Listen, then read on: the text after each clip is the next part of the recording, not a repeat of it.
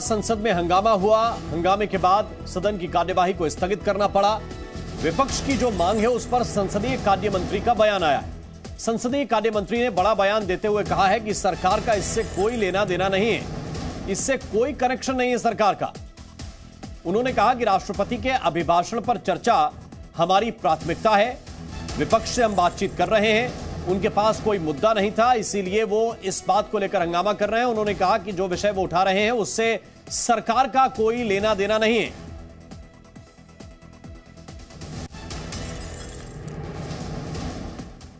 हमारे सरकार का लेना देना कुछ नहीं है। There is absolutely no connection and राष्ट्रपति का अभिभाषण का चर्चा प्रायोरिटी रहता है।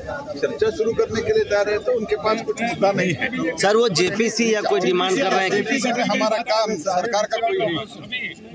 हमारे सरकार का लेना देना कुछ नहीं है। There is absolutely no connection and राष्ट्रपति का अभिभाषण का चर्चा प्रायोरिटी रहता है।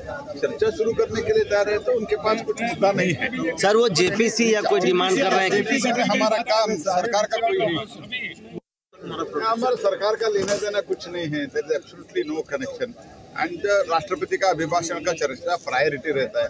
चर्चा शुरू कर। इस पर विपक्ष का क्या कहना है, प्रमोद तिवारी इस वक्त क्या कह रहे हैं, उनकी बात आपको सुनाते रहा है कि अपने मित्रों को लाभ पहुंचाने के लिए ये सारी सरकार की नीतियां और सारी सरकार की एजेंसियां हैं।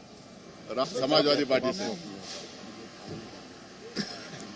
संसद कल भी और आज भी ये जो अडानी ग्रुप के द्वारा भारत की विभिन्न आर्थिक संस्थाओं से कर्ज लिया गया और उसी वजह से हमारी बहुत महत्वपूर्ण वित्तीय संस्थाएं हों, चाहे बैंक हों, LIC हो, सब खतरे में पड़ गई। तो ये सारे देश के लोगों के लिए चिंता की बात है, गंभीर चिंता की बात है। बहुत सारे लोगों के जीवन भर की कमाई बैंक में जमा है, पता चला बैंक फेल हो गई तो 1 लाख रुपया ही मिलेगा, उससे ज़्यादा कुछ मिल नहीं सकता। अर्थव्यवस्था देश की। तो सरकार के संरक्षण में खेल हो रहा है, यह आरोप विपक्ष ने लगाया है। सरकार पर कांग्रेस ने बड़ा आरोप लगाया कि ये अपने मित्रों को फायदा पहुंचाने की कोशिश कर रहे हैं। सरकार के संरक्षण में यह सारा खेल हो रहा है। प्रमोद तिवारी ने यह बड़ी बात कही है। सरकार पर कांग्रेस पार्टी पहले भी हमलावर रही है अडानी के मुद्दे को लेकर, और अब यह आरोप लगाया कांग्रेस पार्टी ने कि यह सारा खेल सरकार के संरक्षण में हो रहा है और इसीलिए चर्चा नहीं करने दे रहे हैं। सरकार के संरक्षण में खेल हो रहा है, यह कांग्रेस का कहना है। अडानी के मुद्दे पर चर्चा करना चाहता था विपक्ष, लेकिन सरकार ने कहा कि उनकी प्राथमिकता राष्ट्रपति के अभिभाषण पर धन्यवाद की है। और इसके बाद हंगामा हुआ। हंगामे के बाद लोकसभा और राज्यसभा दोनों ही जगह कार्यवाही स्थगित कर दी गई। लोकसभा की कार्यवाही 2 बजे तक और राज्यसभा की कार्यवाही 2:30 बजे तक के लिए स्थगित की गई। जब बाहर सांसद निकले हैं तो अपनी बात कह रहे हैं। के मैं दोहरा रहा हूं, इस शताब्दी के सबसे बड़े घोटाले, और सोच समझ कर कह रहा हूं, आर्थिक रूप से डाका जो डाला जा रहा है जनता के हितों पर, उस पर 267 के अंदर हमने अपने अधिकारों का प्रयोग करते हुए एक नोटिस दी थी। हम क्या कह रहे हैं? हम सिर्फ यही कह रहे हैं कि इसकी जांच, इन तथ्यों को पता लगाने के लिए संयुक्त संसदीय दल का गठन हो जाए। निश्चित रूप से उसमें भारतीय जनता पार्टी का बहुमत है, या फिर चीफ जस्टिस ऑफ इंडिया के संरक्षण में, नेतृत्व में लगातार इस प्रकरण की जांच हो और सारे तथ्य जनता के सामने रखे जाएं। हमारा प्रयास सिर्फ एक है कि भारतीय जीवन बीमा निगम, स्टेट बैंक ऑफ इंडिया, जो इस देश की अर्थव्यवस्था और जनता के विश्वास के प्रतीक हैं, उन पे जो ये खरबों रुपए निकाला गया है, ये हो ही नहीं सकता। कहाँ थी तब ईडी, तब कहाँ थी इनकम टैक्स, तब कहाँ थी दूसरी एजेंसीज? ये सरकार के संरक्षण में हुआ शताब्दी का सबसे बड़ा घोटाला और भ्रष्टाचार है। हम इसमें जांच की मांग करते हैं। तो इस मामले को लेकर आपने सुना कांग्रेस पार्टी की प्रतिक्रिया, खासतौर से प्रमोद तिवारी जिस तरह कह रहे हैं कि यह बिना सरकार के संरक्षण के तो हो ही नहीं सकता है। मार्केट में किस तरह हलचल है ये जरा देखिए। अडानी ग्रुप की जो 3 कंपनियां हैं उन्हें सर्विलांस पर रखा गया है। अडानी ग्रुप की 3 कंपनियों को बीएसई और एनएसई ने इन्हें एएसएम पर डाल दिया है। इनकी एक तरह से अब निगरानी की जाएगी शॉर्ट टर्म एडिशनल सर्विलांस पर। 3 कंपनियों को, अडानी ग्रुप की 3 कंपनियां हैं जिनको शॉर्ट टर्म एडिशनल सर्विलांस पर डाला गया है। इसमें एईएल है, अडानी पोर्ट है, इनको सर्विलांस पर डाला गया। और इनके अलावा तीसरी कंपनी जो है उसका नाम है अंबुजा सीमेंट। अंबुजा सीमेंट को भी सर्विलांस पर रखा गया है। इसके साथ ही कंपनियों के शेयरों की निगरानी की जाएगी और देखा जाएगा कि किस तरह से इनको खरीदा और बेचा जा रहा है। शेयरों में भारी उतार चढ़ाव को रोकना इसका मकसद है और इसीलिए इन्हें इस लिस्ट में डाला गया है। डाउ जोन्स ने इन सब के बीच बड़ा फैसला किया। फैसला यह लिया गया कि अडानी एंटरप्राइजेस को इंडेक्स से हटा दिया गया है। सस्टेनेबिलिटी इंडेक्स से अडानी एंटरप्राइजेस को हटाया गया है और डाउ जोन्स जो है वो अमेरिका का स्टॉक एक्सचेंज है और ये बहुत बड़ा फैसला है। इसका इंपैक्ट भी कहीं ना कहीं मार्केट पर नजर आएगा। डाउ जोन्स अमेरिका का स्टॉक एक्सचेंज, उसने सस्टेनेबिलिटी इंडेक्स से हटाने का फैसला किया है। इसी बात को लेकर हम आगे भी चर्चा करेंगे कि इसका इंपैक्ट और असर किस तरह का होगा।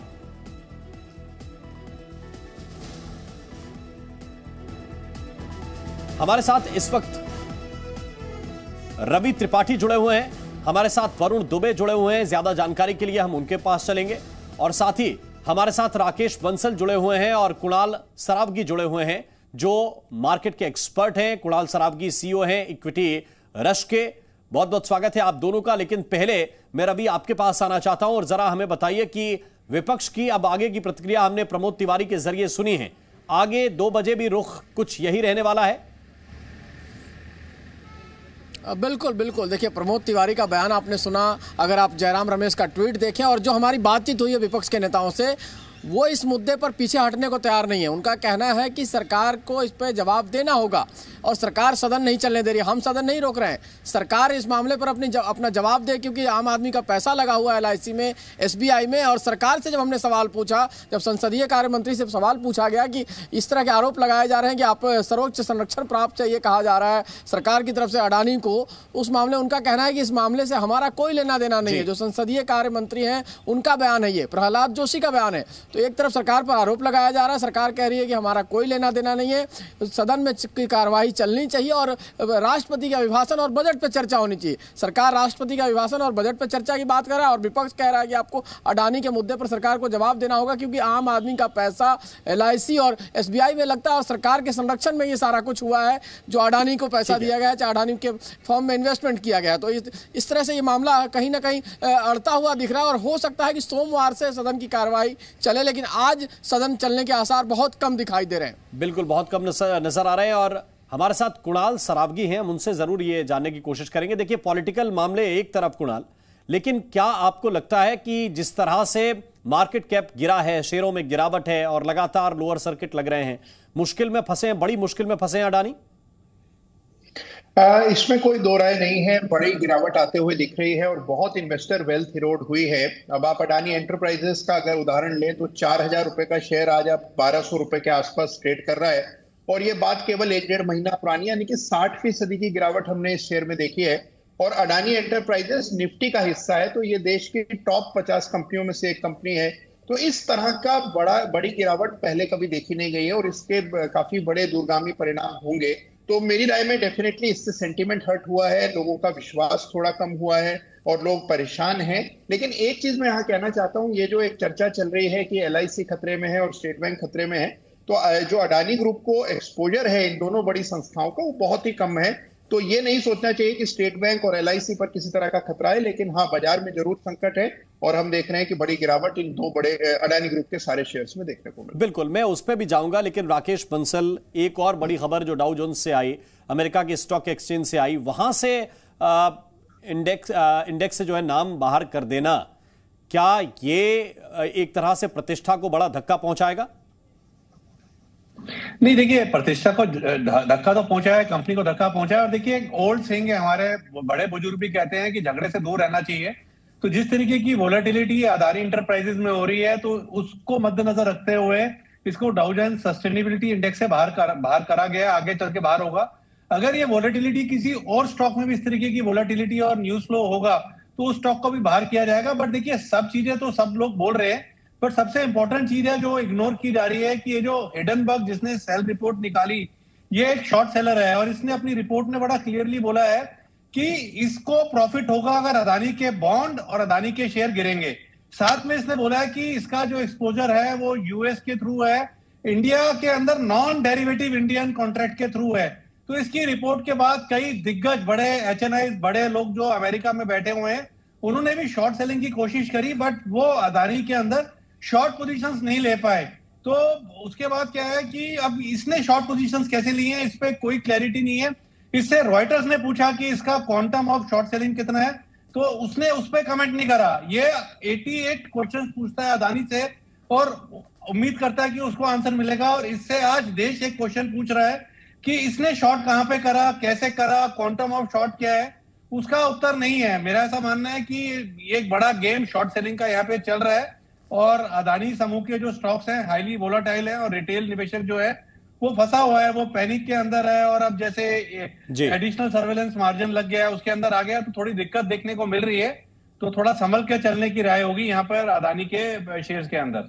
ठीक है, लेकिन इन सब के बीच वरुण मैं अगर आपसे जानना चाहूं कि देखिए बड़ी कंपनियां हैं, उनके बीच की रस्साकशी लड़ाई अलग है, हिंडनबर्ग किस तरह से काम करता है वो मामला अलग है, लेकिन आम आदमी जो जिसको कहते हैं कि वो कुछ शेयर खरीदने वाला है, जिसको रिटेलर आप आम भाषा में कह सकते हैं, क्या उसके लिए किसी तरह की राहत की उम्मीद अभी दिखती हुई नजर आ रही है? क्योंकि ऑलरेडी शेयर हर दिन 10%, 20%, 30% तक गिर रहे हैं। डेफिनेटली देखिए आम निवेशक के लिए तो कोई राहत नहीं है। एटलीस्ट जो न्यूज़ फ्लोज अभी तक आ रही हैं, जो भी खबरें अडानी ग्रुप को लेकर आ रही है वो नेगेटिव ही है, कोई भी पॉजिटिव न्यूज़ नहीं आई है। इन्होंने अपना एफपीओ वापस ले लिया, लेकिन उसके बावजूद देखिए स्टॉक्स में अच्छी खासी गिरावट हुई है। और दिक्कत ये है कि लोगों को निकलने का मौका ही नहीं मिल रहा है। आप देखिए रोज अडानी टोटल जैसे काउंटर्स है, अडानी गैस जैसे दूसरे अडानी ग्रुप के स्टॉक्स जो है उनमें लगातार 10% के आसपास के निचले सर्किट लगते जा रहे हैं। तो अगर जिस निवेशक ने ऊपर के लेवल पे लिया है वो कहां से अपनी पोजीशन को काटेगा? सबसे बड़ी दिक्कत की बात तो यह है। इसके लिए हम देख रहे हैं कि लगातार निवेशकों को लॉस हो रहा है और अब तो ये एएसएम में भी आ चुका है, यानी कि 100% के आसपास का आपको मार्जिन देना होगा। तो ट्रेडिंग जो है वो वैसे ही और कठिन हो जाती है। तो क्या निवेशक क्या ट्रेडर सबको यहाँ पे नुकसान हो रहा है। और ट्रेडिंग में तो इस तरह का नुकसान है कि कभी कभी हम देखते हैं कि अडानी ग्रुप के स्टॉक थोड़े बहुत ऊपर भी आ जाते हैं, उसके बाद फिर से जोरदार गिरावट देखने मिलती है। तो कहीं भी किसी भी निवेशक को कोई भी राहत की खबर जो है पिछले 5-6 दिनों में एटलीस्ट अडानी ग्रुप के समूह के लिए तो नहीं आई है। भले गौतम अडानी खुद सामने आके कहे कि मेरे एफपीओ वापस ले लिया निवेशकों के लिए, लेकिन निवेशकों को इससे कोई फायदा नहीं हुआ है, कोई फायदा नहीं दिख रहा है। लेकिन कुणाल सरावगी, जो बात आप इंपॉर्टेंट कह रहे थे, क्योंकि देश के बहुत से निवेशक ऐसे हैं जो अडानी से शायद ना जुड़े हों, लेकिन एलआईसी में हर आम आदमी का एक तरह से निवेश होता है। एसबीआई सरकारी बैंक है और उसके भी बहुत से खाता धारक हैं। उनको उनके मन में जो सवाल है जिसको आपने शुरुआत में टच किया, मैं चाहता हूं कि थोड़ा विस्तार से बताएं कि एलआईसी के जो उपभोक्ता हैं या एसबीआई के जो ग्राहक हैं उनको कोई नुकसान होने वाला है या नहीं होने वाला है? देखिए मेरे ख्याल से बिल्कुल भी पैनिक नहीं करना चाहिए। एसबीआई और एलआईसी दो बड़ी दिग्गज संस्थाएं हैं, वो फुली कैपिटलाइज्ड हैं, किसी प्रकार की कोई क्षति उन पर नहीं पहुंचेगी। मान लीजिए अडानी ग्रुप के शेयर्स में कुछ गिरावट आती है, उसके कारण कोई फाइनेंशियल लॉस उन्हें लेना भी पड़ता है, तो वो उनके ओवरऑल पोर्टफोलियो का इतना छोटा प्रतिशत है कि उसका कोई असर उन पर नहीं पड़ेगा। तो ये मन में अगर आपके किसी भी प्रकार की किसी के मन में भी शंका है कि एलआईसी या स्टेट बैंक पर किसी तरह का कोई खतरा बनने वाला है, तो मुझे लगता है कि वो बिल्कुल गलत है और इस तरह का पैनिक नहीं करना चाहिए। तो बिल्कुल चिंता ना करें, दोनों संस्थाएं बड़ी हैं और स्टेबल है, फाइनेंशियली एडिक्वेटली कैपिटलाइज्ड हैं, तो चिंता करने की वजह। और दोनों की तरफ से स्पष्टीकरण भी दिया गया है। इन सबके बीच एक बड़ी खबर मिल रही है, अडानी ग्रुप का मुद्दा सुप्रीम कोर्ट पहुंचा है। इस वक्त की बड़ी खबर, एडवोकेट एमएल शर्मा की तरफ से एक याचिका लगाई गई है सुप्रीम कोर्ट में। हिंडनबर्ग रिपोर्ट के आरोपों की जांच होनी चाहिए, इस याचिका में कहा गया है। अडानी ग्रुप के मुद्दे पर सुप्रीम कोर्ट में यह याचिका लगाई गई है और इसमें एडवोकेट एमएल शर्मा ने यह मांग की है कि जो हिंडनबर्ग की रिपोर्ट आई है उसके आरोपों की जांच होनी चाहिए, क्योंकि कई तरह के आरोप हिंडनबर्ग की रिपोर्ट में लगाए गए कि अपना ही पैसा दूसरे चैनल के जरिए, शेल कंपनियों के जरिए फिर से शेयर खरीदे गए। अरविंद सिंह इस वक्त ज्यादा जानकारी के साथ हमारे साथ जुड़े हुए हैं। अरविंद, जो एमएल शर्मा की तरफ से याचिका लगाई गई है उसमें क्या कहा गया है, जरा विस्तार से बताइए। देखिए, इस याचिका में मांग की गई है कि जिस तरीके से हिंडनबर्ग के खिलाफ जो एक्शन की मांग की गई है और जो पिटीशन फाइल हुई है वो एडवोकेट एमएल शर्मा की तरफ से फाइल हुई है, जिसमें ये मांग की गई है कि हिंडनबर्ग के खिलाफ जो आईपीसी की धारा 420 और इसके अलावा सेबी एक्ट के तहत एफआईआर होनी चाहिए। याचिका में क्लेम किया गया है कि जो रिसर्च रिपोर्ट आई उसके बाद अडानी के शेयर्स की शॉर्ट सेलिंग हुई और इसकी वजह से शेयर मार्केट में भारी गिरावट हुई। तो याचिका में सवाल उठाया गया है कि क्या ये सेबी की जिम्मेदारी नहीं थी कि वो शॉर्ट सेलिंग पर रोक लगाए और सेबी को इस पूरी मामले की तहकीकात करनी चाहिए। अभी याचिका सिर्फ फाइल हुई है, सुप्रीम कोर्ट में अभी याचिका को सुनवाई के लिए मेंशन नहीं किया गया है और न ही सुप्रीम कोर्ट ने सुनवाई की कोई तारीख तय की है। तो वकील एमएल शर्मा की तरफ से याचिका दाखिल हुई है जिसमें उन्होंने ये कहा है कि जिस तरीके से इन्वेस्टर्स को बड़ा नुकसान हुआ है, ऐसी सूरत में हिंडनबर्ग के खिलाफ एफआईआर दर्ज करके तहकीकात होनी चाहिए और इस बात की जांच होनी चाहिए कि आखिर किस तरीके से जो शेयर्स है उनकी शॉर्ट सेलिंग हुई और जिसकी वजह से शेयर मार्केट को भारी गिरावट को झेलना पड़ा। तो यानी हिंडनबर्ग की रिपोर्ट को एक तरह से कहा गया कि इनके खिलाफ कानूनी कार्रवाई होनी चाहिए क्योंकि इसी रिपोर्ट की वजह से बड़ा नुकसान अडानी को हुआ है और ये आरोप किस तरह के हैं उनकी जांच होनी चाहिए। हमारे साथ इस वक्त राकेश बंसल जी जुड़े हुए। राकेश बंसल, आप भी एक सवाल पूछ रहे थे कि पूरा देश एक सवाल हिंडनबर्ग से जानना चाहता है। क्या जो शुरुआत में अडानी ग्रुप की तरफ से कहा गया था कि हम लीगल एक्शंस की तरफ देखेंगे और जो अमेरिका के कानून जो कहते हैं उसके हिसाब से हम इसको देखेंगे, क्या अब ये वक्त है जो एक एडवोकेट अपनी तरफ से याचिका लगा रहे हैं, ग्रुप को एक्शन लेने की जरूरत है, तब शायद कोई बात बने? देखिए, ग्रुप के एक्शन तो लेगी, लेकिन मेरे को लगता नहीं है कि एक्शन तो यूएस के अंदर, यूएस के अलग लॉज हैं और रिपोर्ट निकालने वाले वहां बैठे हुए हैं। बट एक एक्शन हो सकता है, अगर यहाँ पर पता चले कि कितना बेचा हुआ है, शॉर्ट सेलिंग का जो प्रॉफिट है, जो अमाउंट है, जो मार्जिन मनी जो उन्होंने दिया है, जो मुनाफा है, अगर वो बाहर ना जा पाए तो ये एक अलग हमारी अपनी अलग जीत होगी। तो शॉर्ट सेलिंग तो हुई है। देखिए, अमूमन क्या होता है कि इस तरीके की रिपोर्ट निकलती है, रिपोर्ट निकलने से पहले बेचा होता है, रिपोर्ट के बाद प्रॉफिट बुक करा जाता है। यहाँ पे रिपोर्ट से पहले बेचा हुआ है, रिपोर्ट के बाद बेचा हुआ है और जिस तरीके से मार्केट गिरा है वो बड़ी बात नहीं है। Anywhere between 50 to 70,000 crore short selling के लिए यहाँ पर यूज करा गया हो तो एक्शन होना चाहिए। और अगर हमारी इन्वेस्टिगेटिव एजेंसीज निकाल पाए शॉर्ट सेलिंग हुई है तो उसको ट्रैक कर पाए तो पूरे आउटफ्लो को रोक देना चाहिए, क्योंकि हमारा तो इनकम टैक्स, आरबीआई, सेबी पूरा मतलब कि टेक्नोलॉजी इक्विप्ड है, उनके पास सब कुछ है।